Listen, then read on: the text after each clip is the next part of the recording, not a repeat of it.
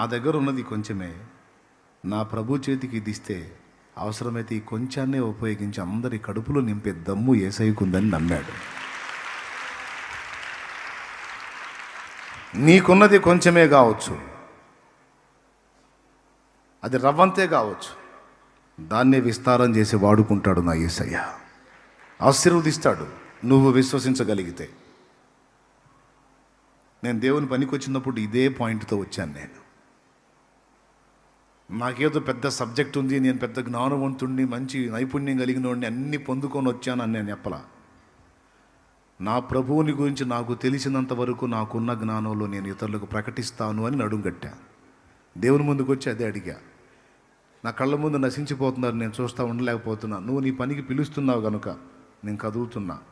5 రొట్టెలు 2 చేపలు తెచ్చిన చిన్నవాడిని ఆశీర్వదించి వాడి దగ్గర ఉన్న 5 రొట్టెలు 2 చేపల్ని అందరి కడుపులో నింపడానికి వాడుకున్నట్టు నాకు నువ్వు ఇచ్చిన దానిలో నుండి నీ ముందుకు తెస్తున్నా.